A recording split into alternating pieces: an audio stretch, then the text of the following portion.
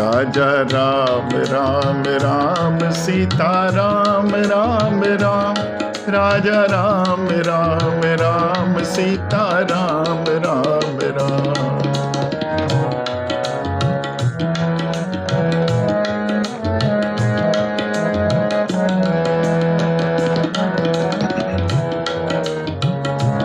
राजा राम राम राम सीता राम राम राम, राजा राम राम राम सीता राम राम राम, राजा राम राम राम सीता राम राम राम, राजा राम राम राम सीता राम राम राम, राजा राम राम राम सीता राम राम राम।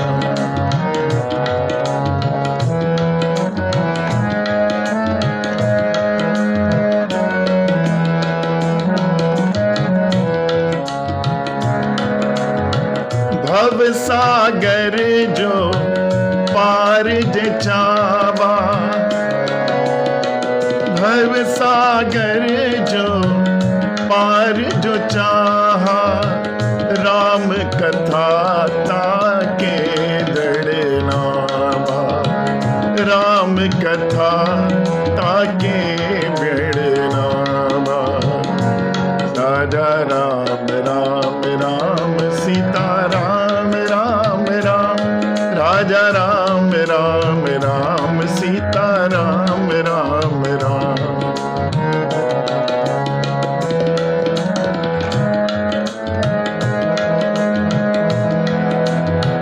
राम कथा सुंदर करतारी, संशय विहग उड़ावन हारी, राम कथा सुंदर करतारी, संशय विहग उड़ावन हारी, राजा राम राम राम सीता राम राम राम, राजा राम राम राम सीता राम राम राम।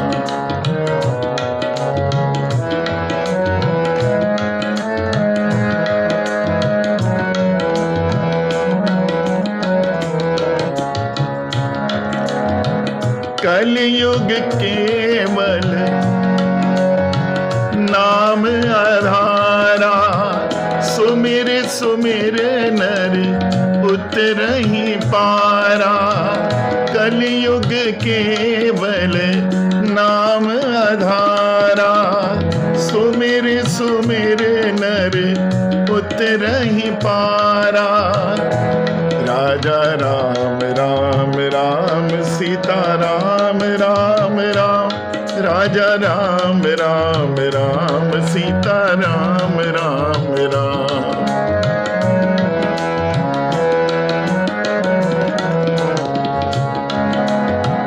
कलयुग जोगना जग न ज्ञाना, एक आधार राम गुण गाना, कलयुग योग जग न जाना, एक आधार राम गुण गाना, राजा राम राम राम सीता राम राम राम, राजा राम राम राम सीता राम राम राम।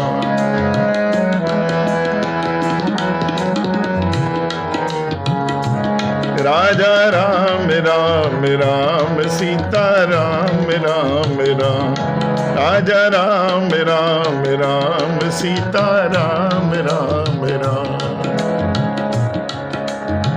बोले सियावर रामचंद्र भगवान की जय, पवन सुत हनुमान की जय, शंकर भगवान की जय, वृंदावन बिहारी लाल की जय।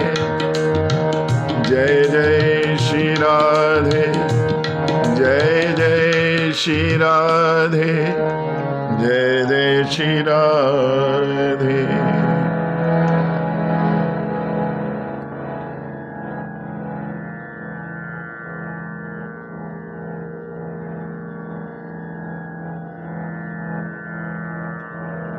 राजा जनक के आदेश पर सीता जी को उनकी सखियां लेकर आई। रंग भूमि जिए सिए पगधारी, देख रूप मोहे नर नारी। जनक जी की आज्ञा पर जानकी जी को बुलाया गया और जानकी जी को देखते ही नर नारी मोहित हो गए। देखो, पुरुष ही नहीं, नारी भी मोहित हो गई, जबकि नारी नारी के प्रति जल्दी से मोहित नहीं होती है। मोहिना नार नार के रूपा। लेकिन आज जानकी जी की दिव्य अनुपम छटा को देखकर नर नारी दोनों ही मोहित हो गए। किशोरी जी अपने आसन पर बैठ गई।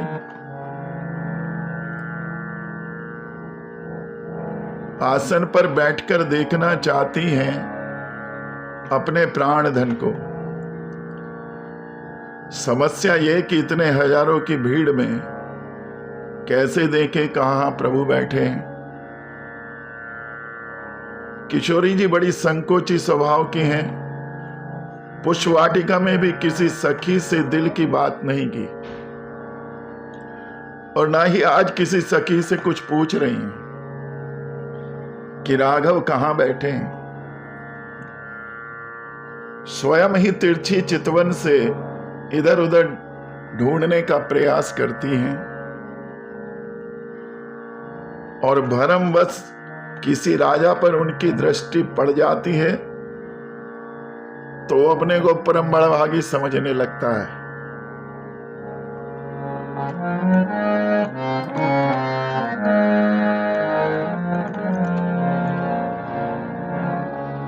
मुनि समीप देखे दो भाई,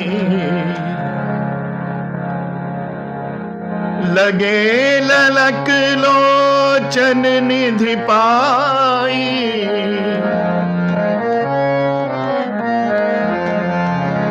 मुनि समीप देखे दो भाई। तब विशेष मंच पर बैठे कौशिक मुनि पर नजर पड़ी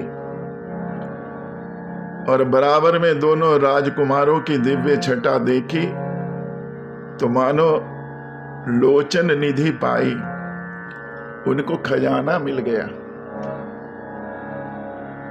उसी समय जनक जी ने सभी बंदी जनों को बुलाया और बोला, हमारी प्रतिज्ञा की उद्घोषणा कर दीजिए, सबको सुना दो हमारी प्रतिज्ञा क्या है। बंदी जनों ने हाथ उठाकर सबको जनक जी की प्रतिज्ञा का उद्घोष किया। सुनो भाई।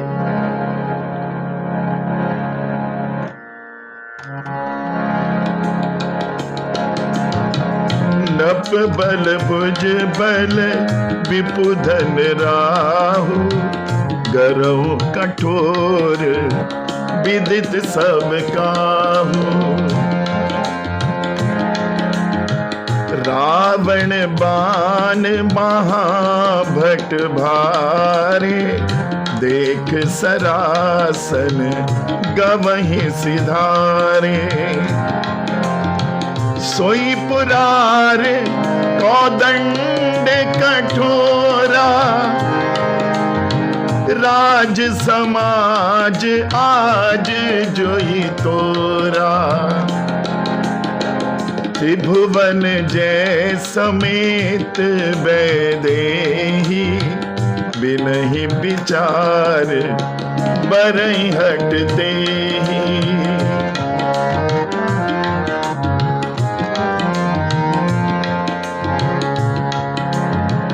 हमारे मिथिलेश महाराज की यह प्रतिज्ञा है कि जो यह विशाल पिनाक धनुष भगवान शंकर का जो इतना अद्भुत इतना विशाल है, जिसे रावण और सहस भाव से योद्धा आए और छूने का साहस नहीं कर सके, ऐसे विशाल धनुष को सभा के बीच में जो भी आज उठाएगा, तोड़ेगा, निश्चित रूप से जनक नंदिनी जानकी जी उसके गले में वरमाला डाल देंगी और त्रिभुवन में उसका वंदन हो जाएगा, त्रिभुवन में उसकी ख्याति हो जाएगी। अब इतनी घोषणा सुननी थी कि परिकर बांध उठे अकुलाई, चले इष्ट देवन सिर नाई। तमक ताक तकी शिव धनु धरही, उठहि न कोट भातु बल करही। भूप सहस 10 एक ही बारा, लगे उठावन टरही न टारा। डगई न शंभु सरासन कैसे, कामि बचन सती मनु जैसे। जैसे ही घोषणा हुई कि धनुष को जो तोड़ेगा उसे जानकी जी की प्राप्ति हो जाएगी, सुनते ही सारे राजा कमर कस के दौड़ पड़े।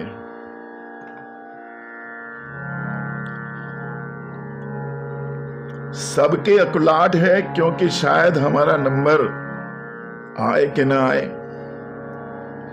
पता लगा हमारे जाने से पहले ही किसी ने धनुष तोड़ दिया तो हमारा तो नंबर ही नहीं आएगा, इसलिए दौड़ लगा दी। देखो, जो भी काम अकुलाहट में होगा वो सही नहीं हो पाएगा, और धैर्य के साथ जो कार्य होता है वही सफल होता है। सब राजा अपने अपने इष्ट देवों को याद करके चल दिए। जितने राजा आए थे सबके इष्ट भी आए हुए थे। कोई भैरव का उपासक था, तो कोई गणेश जी का, तो कोई काली का। सब अपने अपने इष्ट देवों को मनाकर लाए थे। परंतु इष्ट देवों ने देखा ये तो अकुलाहट में हमें प्रणाम किए बिना ही चल दिए। गणेश जी ने भैरव जी से कहा कि तुम्हारा चेला जा रहा है, उसने तुम्हें दंडवत नहीं किया। तो भैरव बाबा बोले तुम्हारा चेला भी जा रहा है, उसने भी तुम्हें दंडवत नहीं किया। इतनी अकुलाहट है, प्रणाम करना ही भूल गए। परिकर बांध उठे अकुलाई, इष्ट देवन सिर नाई। जब अकुलाकर चले तो इष्ट देवों ने ही प्रणाम कर लिया कि भाई तुम तो तुम्हारे पास समय नहीं है कि हमें प्रणाम कर लो, हम ही तुम्हें प्रणाम कर लेते हैं। जब इष्ट देवों की हालत होगी तो सफलता क्या मिलेगी। सबने बल आजमा लिया, वापस आकर मुंह लटकाकर बैठ गए। तब अपने अपने इष्ट देव को याद करते हैं। अब विचार करें कि लौट कर क्यों याद कर रहे हैं। अब प्रार्थना करें कि भगवान हमसे तो टूटा नहीं तो और किसी से भी ना टूटे। बताओ, स्वयं से नहीं टूटा तो अब इष्ट देव से कह रहे हैं कि किसी से भी ना टूटे। अब देखिए, जो भी धनुष तोड़ने जाता है इष्ट को कहता है कि मेरी सहायता कीजिए, धनुष टूट जाए। लेकिन वहां 10,000 राजा हैं, एक जा रहा है तो 9,999 प्रार्थना करते हैं कि प्रभु इससे धनुष ना टूटे। समाज में यही विडंबना है, स्वयं तो काम नहीं कर पाते और दूसरा करना चाहे तो उसकी टांग खींचते हैं। ना करेंगे ना करने देंगे। 10,000 राजा एक साथ लग गए धनुष तोड़ने के लिए। 10,000 कैसे लग गए?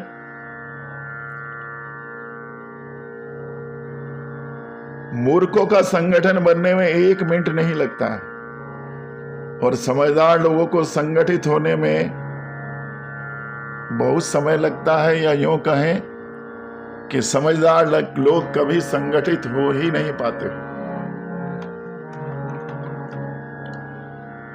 अब यह भी विचार नहीं किया कि कदाचित धनुष टूट गया तो जानकी जी को कौन ले जाएगा। 10,000 राजा मिलकर धनुष तोड़ रहे हैं, और धनुष टूट गया तो जानकी जी को कौन ले जाएगा।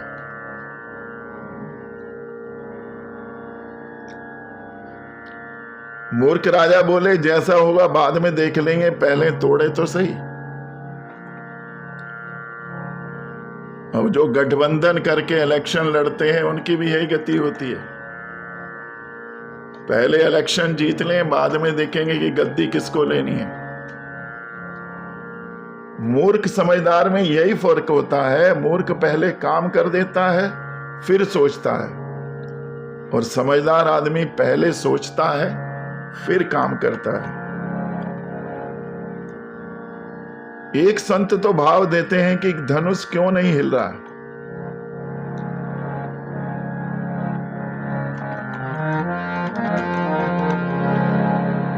तमके ताक ताक शिव धनुधर ही, उठहि न कोट बात बल करही। जब राजा तोड़ने के लिए जाते हैं तो देखते हैं भगवान शिव स्वयं धनुष को पकड़कर बैठे हैं। क्यों? क्योंकि जब तक मेरे इष्ट देव भगवान राम धनुष तोड़ने नहीं आएंगे तब तक मैं इस धनुष को नहीं हिलने दूंगा। इसलिए 10,000 राजा मिलकर लग गए लेकिन हिला नहीं पाए।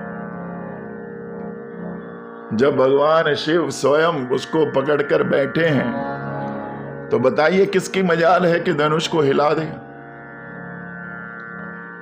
10,000 ही क्यों, गोस्वामी संकेत दे रहे हैं कि यहां पर 10,000 की संख्या ही क्यों ली गई। एक के आगे 4 बिंदु, एक के आगे बिंदु लगा दो 10 गुना हो जाता है।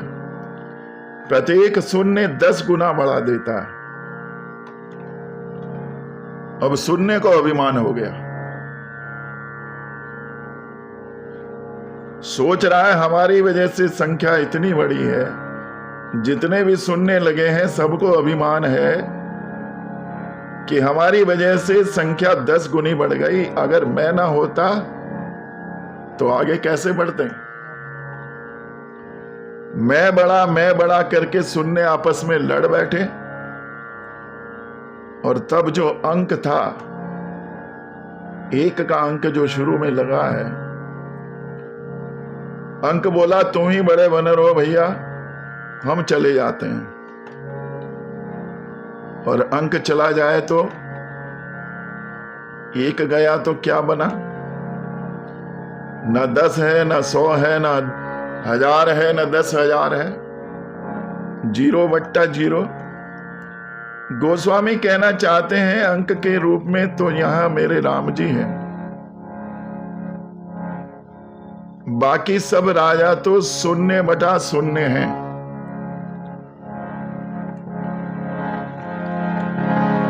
नाम राम को अंक है, सब साधन सब सुख, अंक गए कछु हाथ नहीं, अंक रहे 10 गो। बोले जय श्री राम। जब 10,000 राजा भी मिलकर धनुष को नहीं तोड़ पाए तो जनक जी को बड़ी गिलानी हुई। जनक जी परम विवेकी हैं, ज्ञानी हैं। विचार करने लगे कि जो इस कार्य को कर सकता है वह तो अपने स्थान से हिल नहीं रहा, और जो हिल मिलकर चले हैं वो हिला नहीं पा रहे हैं। अब ये कार्य कैसे संपन्न होगा, विचार कर रहे हैं। जब तक राम जी खड़े नहीं होंगे समाधान कैसे होगा। एक उपाय उनके दिमाग में आया कि राम जी हैं झंडे के समान और लक्ष्मण जी हैं डंडे के समान। जब तक डंडा नहीं खड़ा होगा झंडा कैसे ऊंचा होगा। कल्पना कीजिए, क्या बिना डंडे के कोई झंडा हवा में घूम सकता है? झंडा ऊंचा रहे हमारा, बिना डंडे के लिए घूम रहा बंदा, तो क्या झंडा लहराएगा?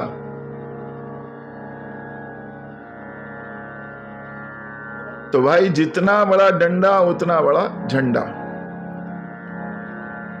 गोस्वामी भी लिखते हैं, रघुपति कीरत विमल पताका, दंड समान भयो जस जाका। जनक जी को लगा कि कुछ ऐसा बोला जाए कि ये डंडा एक्टिवेट हो जाए। और देखिए, समाज में यदि कोई क्रांति लानी है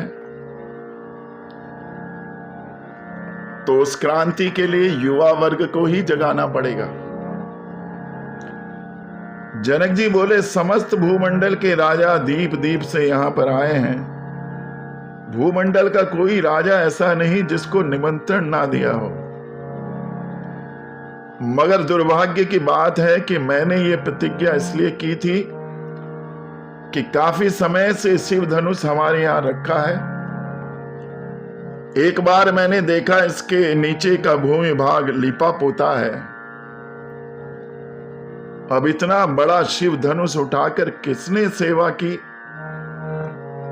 जब मैंने जानकारी की तो पता लगा मेरी बेटी जानकी ने उस धनुष को सेवा की थी। पूजन से पहले पाया कि धनुष के नीचे कुछ गंदगी है, तो बाएं हाथ से धनुष उठाकर दाएं हाथ से धनुष के नीचे की जगह को साफ कर दिया।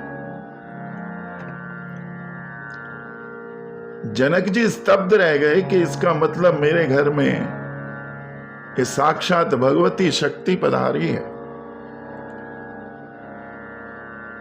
इतने भारी विशाल धनुष को कोई साधारण कन्या तो उठा नहीं सकती, और जब शक्ति पधारी है तो शक्ति का विवाह तो शक्तिमान से ही होना चाहिए। अब ये कैसे पता लगे कि शक्तिमान कहां है? इसलिए मैंने प्रतिज्ञा की, जो इस धनुष को भंजन करेगा उसी से मैं अपनी बिटिया का विवाह करूंगा। परंतु आज मुझे खेद के साथ कहना पड़ रहा है, इस भूमि में कोई शक्तिमान वीर मुझे नजर नहीं आता है। मुझे ऐसा लगता है पृथ्वी वीरों से खाली है। अब जनी को माक भट मानी, अब जनी को माक भट मानी, वीर विहीन मही में जानी, तजहु आस निज निज गह जाओ,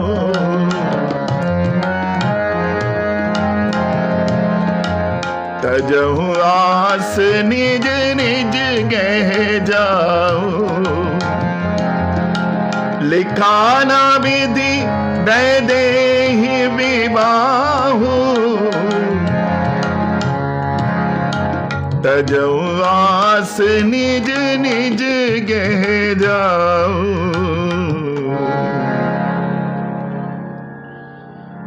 अब राजा असफल रहे।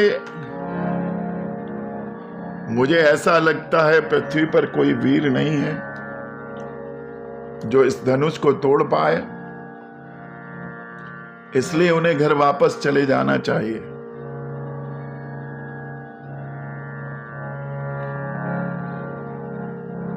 और जनक जी ने ये जो बात विशेष रूप से बोली,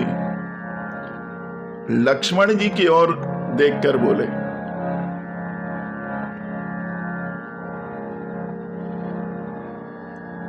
अब यहां पर एक बात देखें, जो राजा असफल रहे उन्हें घर वापस चले जाना चाहिए था,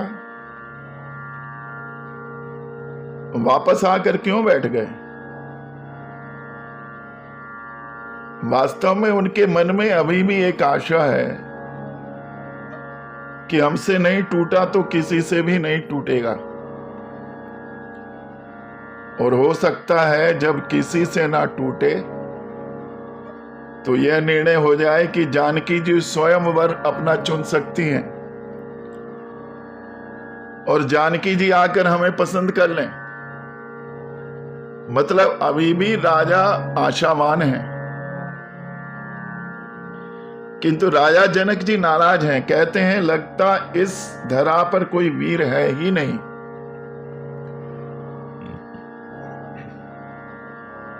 और ये वाक्य जनक जी लक्ष्मण जी की देखकर बोलते हैं।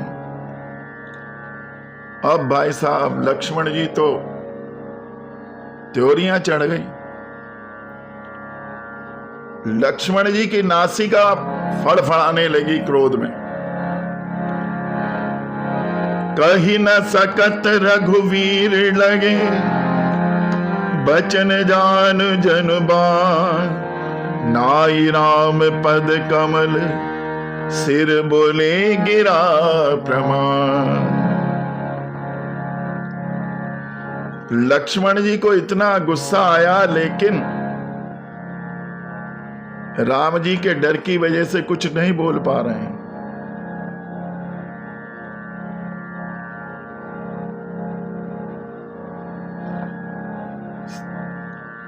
और राम जी की आज्ञा लेकर बोले, सुनहु भानु कुल पंकज भानु, कहूं सुभाव न कछु अभिमानु, जो तुम्हार अनुशासन पावं, कंदक इव ब्रह्मांड उठावं।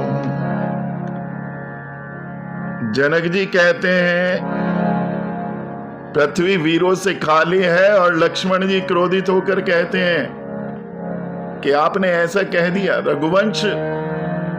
रघुवंश के लोग जब यहां पर बैठे हैं, आप ऐसा कैसे कह सकते हैं? यदि मुझे राघव आज्ञा दें तो इस पृथ्वी को फुटबॉल बनाकर मैं उछाल कर फेंक दूं। इतना सामर्थ्य भगवान की कृपा से है। अब जब लक्ष्मण जी ने ऐसा क्रोध किया तो जो राजा वहां बैठे थे वो डरने लगे।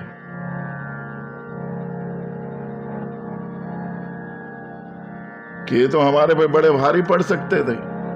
अच्छा किया हमने धनुष नहीं तोड़ा।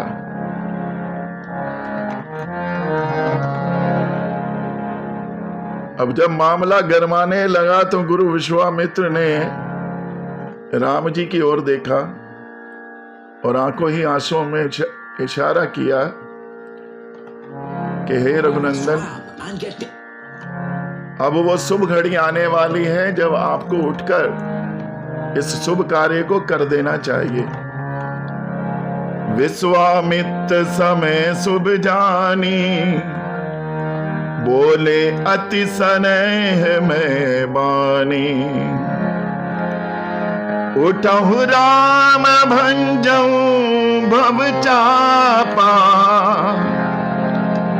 मेटहु तात जनक परितापा।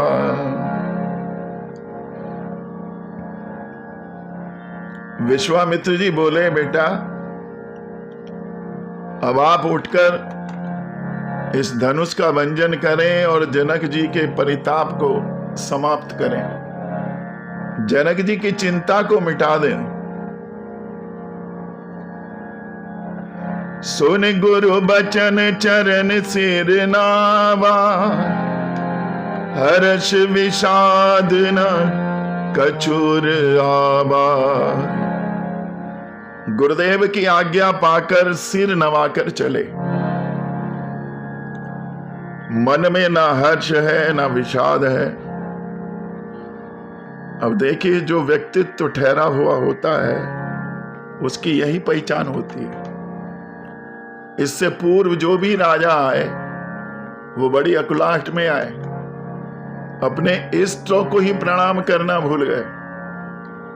लेकिन राम जी सबसे पहले गुरुदेव को सिर नवाते हैं और उनके मन में कोई ना उत्साह है ना कोई क्षोभ है, सहज भाव से चले।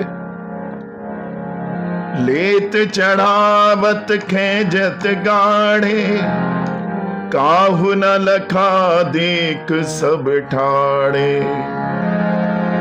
तेहि छन राम मध्य धनु तोरा, भरे भुवन धुनि घोर कठोरा। राम जी गए, धनुष को उठाया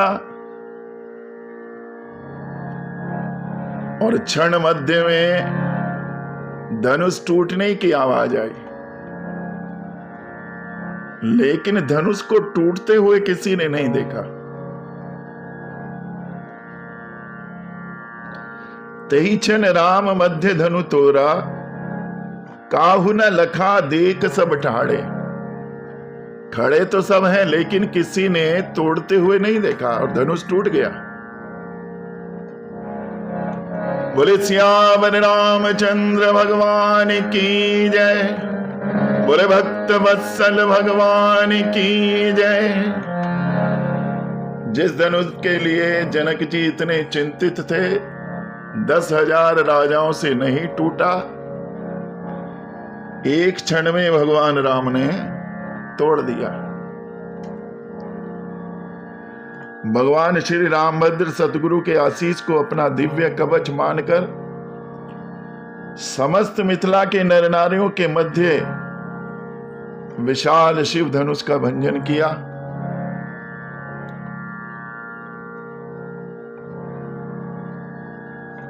अब यहां पर विचार करें, मिथिला और मथुरा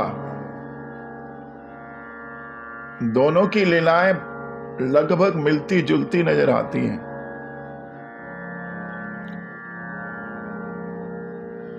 मिथिला की लीला में राम जी अनुज भ्राता लक्ष्मण जी के संग गुरुदेव के संग मार्ग में पड़ी शिला के रूप में माता अहिल्या का उद्धार करते हैं,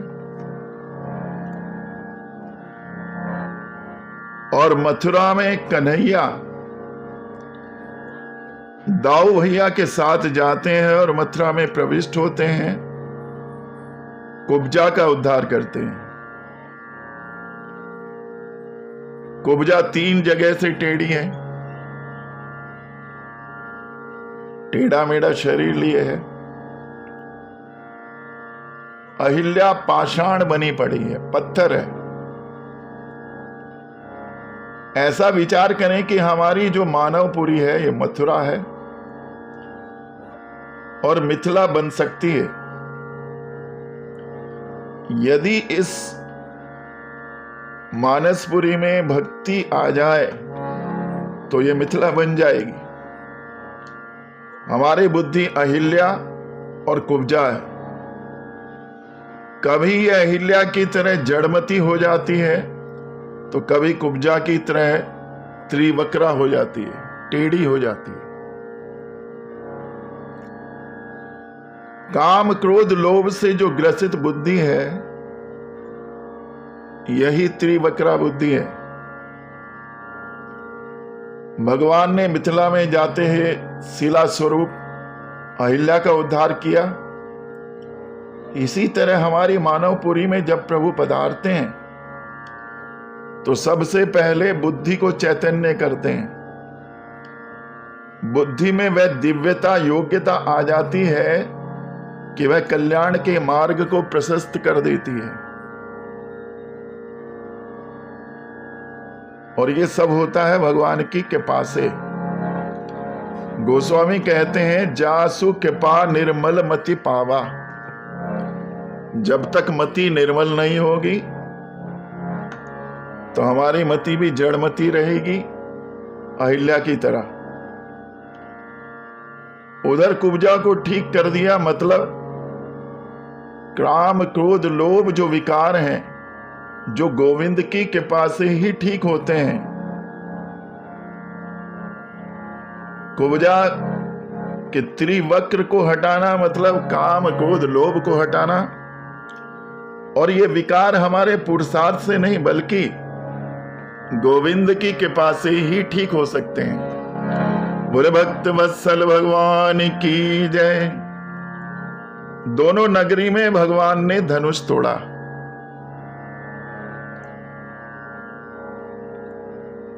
मथुरा में कन्हैया ने तोड़ा, मिथिला में राम जी ने तोड़ा।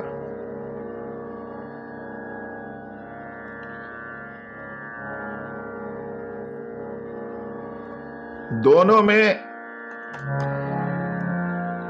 मिथिला और मथुरा में कोई अंतर नहीं है। अंतर किस चीज का है? दोनों के राजाओं का है। मिथिला और मथुरा के राजाओं में मिथिलापति राजा जनक परम ज्ञान के भंडार, और उधर मथुरापति महाराज कंस।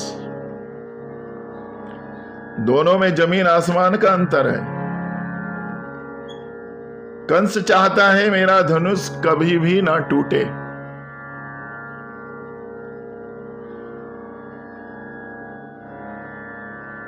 क्योंकि कंस का जीवन धनुष से जुड़ा है। और जनक जी धनुष नहीं टूटा तो व्याकुल हो गए। वो चाहते हैं जल्दी से जल्दी टूट जाए। कंस और जनक में अंतर, कंस के धनुष के साथ उसका जीवन जुड़ा है। भगवान परशुराम ने देते समय सावधान किया था कि धनुष को कोई नहीं तोड़ सकता, और यदि किसी ने तोड़ दिया तो वो तुम्हें नहीं छोड़ेगा। तुम्हारा वध उसी के हाथ होगा। इसलिए कंस चाहता है कि धनुष कभी ना टूटे। अब यहां वास्तव में विचार करें कि कंस क्या है। कंस अहंकार है, धनुष देहाभिमान है। कंस अपनी देह में अभिमान रखता है, और जिसका देहाभिमान टूट गया उसका अहंकार बचेगा। देह को ही आत्मा समझना कंस का विचार है। देह आसक्ति छूट गई तो यह विदेह राज की स्थिति में पहुंच जाएगा। लेकिन इसकी आसक्ति तो अपनी देह में है और देहा अभिमान भी रखता है, और उसी वजह से अहंकारी भी है। जनक जी चाहते हैं मेरा देहाभिमान तुरंत टूट जाए, ताकि मेरा जो नाम विदेह है वो सार्थक हो जाए, सिद्ध हो जाए। विदेह की अर्थ देह की आसक्ति से दूर रहते हैं।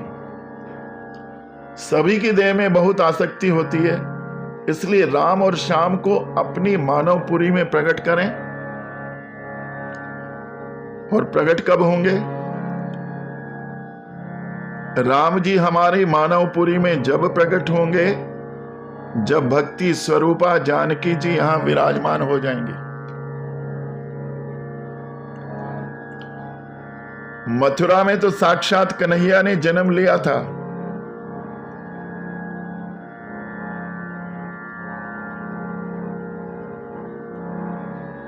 अब वहां क्योंकि कंस में अभिमान भरा है तो इसलिए मथुरा को छोड़कर गोकुल चले गए। जहां भी अभिमान होता है भगवान वहां एक पल नहीं रुकते हैं।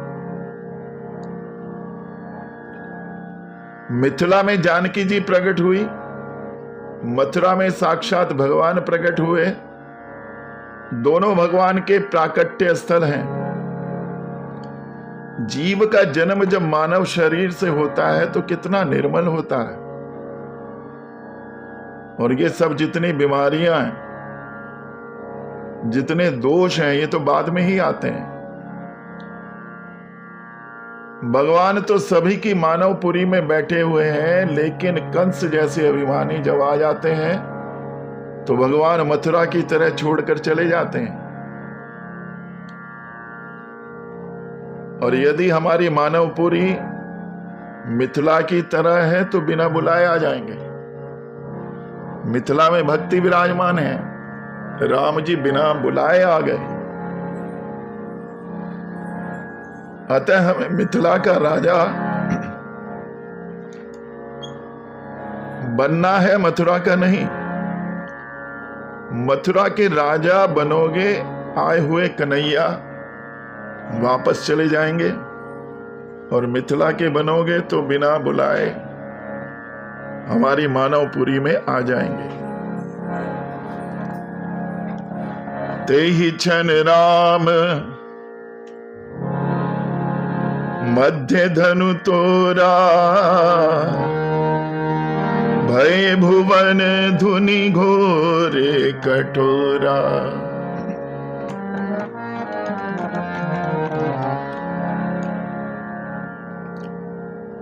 चमत्कार क्या हुआ जब धनुष टूटा?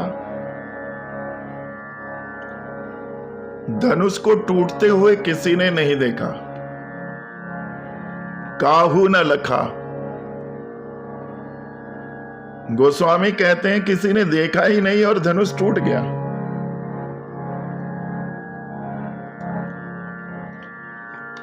मध्य तोरा के सुंदर भाव संतों ने अलग अलग अपनी बुद्धि के अनुसार दिए हैं।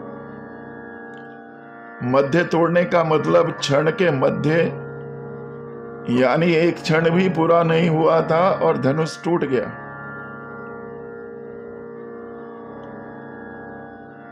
और कुछ संत इसका भाव ऐसे लगाते हैं कि जानकी जी और श्री राम जी देखने में तो भिन्न लगते हैं, लेकिन वस्तुतः भिन्न नहीं है।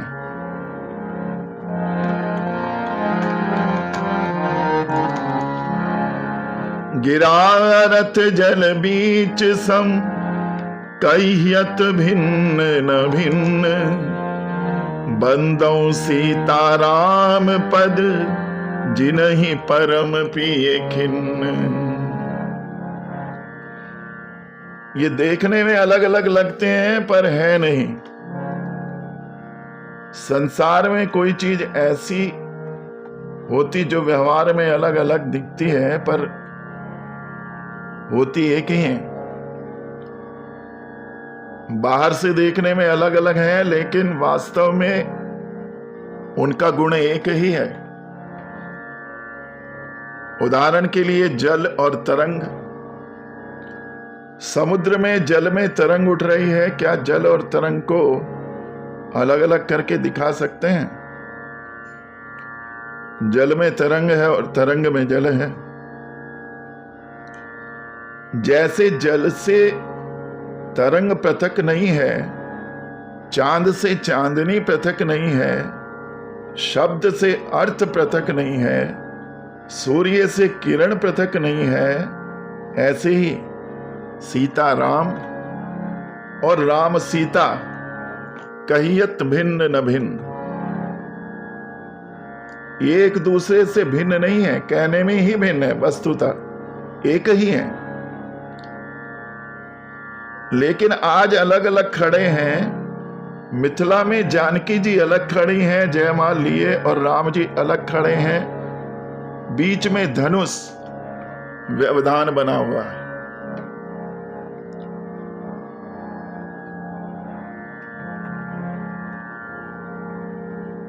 ये खंडित ना हो, दोनों अभिन्न कैसे बने? इसलिए तेहिचन राम मध्य धनु तोरा, अर्थात दोनों के मध्य जो धनुष व्यवधान बनकर पड़ा है उसको तोड़ दिया और राम सीता एक हो गए।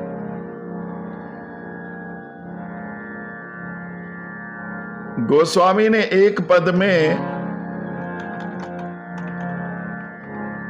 जानकी जी की मन स्थिति का बड़ा अच्छा चित्रण किया है। आइए बड़े भाव से उसका श्रवण करते हैं।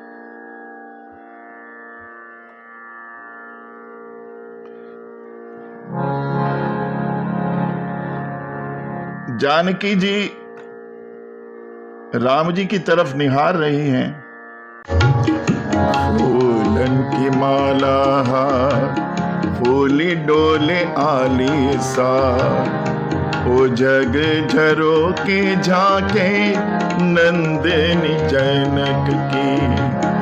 फूलन की माला फूली डोले आली सा, ओ जग झरो के झांके नंदनी जनक की।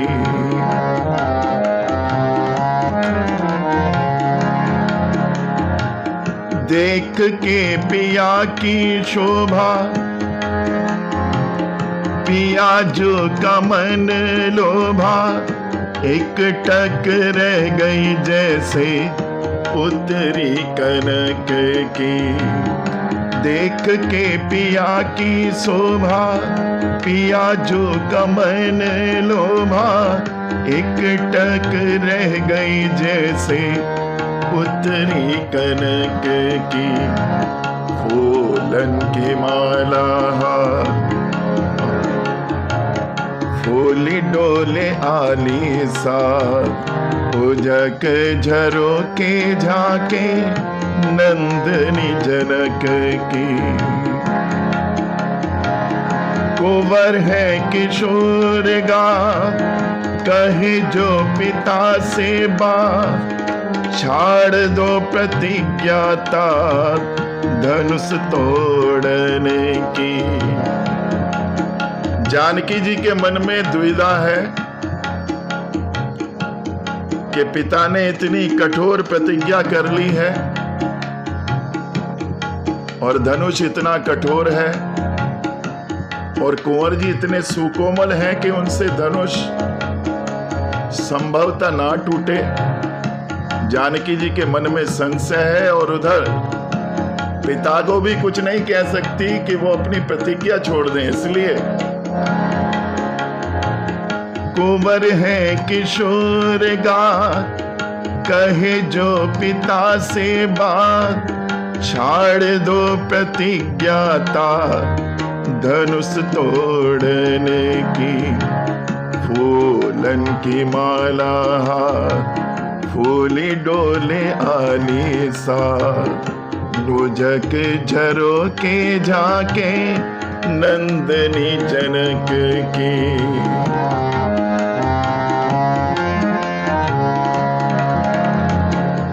तुलसी ही की जानी, तोरो है पिनाक तानी, बांसुरी धनुरिया जैसे बार खेलन की। तुलसी ही की जानी, तोरो है पिनाक तानी, बांसुरी धनुरिया जैसे बार खेलन की। रघुनाथ जी ने जानकी जी के मनोभाव को समझ लिया कि जानकी जी परेशान है और धनुष को क्षण मध्य ऐसे तोड़ दिया जैसे बचपन में छोटी छोटी धनुओं से बच्चे खेलते हैं, उसको तोड़ देते हैं। इतने सहज भाव से इस विशाल धनुष को राम जी ने तोड़ दिया। फूलन की माला फूली डोले आली सा, उजक झरो के झांके नंदनी जनक की। जके झरोके झाके नंदनी जनके की। बोले भक्त वत्सल भगवान की जय। भगवान ने क्षण मध्य धनुष तोड़ दिया और सीता जी ने वरमाला भगवान के गले में डाल दी। बोले सियावर रामचंद्र भगवान की जय। जानकी मैया की जय। जैसे ही किशोरी जी ने वरमाला डालकर बैठी, कुछ दुष्ट राजाओं ने गाल बजाना प्रारंभ कर दिया। एक खड़ा होकर बोलता है, जानकी जी को छुड़ा लो, देखते हैं हमारे होते हुए जानकी जी को कौन लेकर जाता है। दूसरा बोला, भैया तू ही छुड़ा ले। राजा बोला, हमारी हिम्मत नहीं बढ़ रही। तो हिम्मत नहीं पड़ रही तो पंगा क्यों ले रहा है? तो पहले वाला कहता, शायद मैंने इसलिए बोला तुम्हारी हिम्मत पड़ जाए। एक दूसरे को उकसाने का प्रयास कर रहे हैं, गाल बजा रहे हैं। ले छड़ाए सीय कह दो, धरि माधव नप बालक दो। तोरे धनुष चाहि नहीं सरही, जीवत हमई कुंवर को बरही। दूसरा बोला, ऐसा करो, इन दोनों बालकों को पकड़कर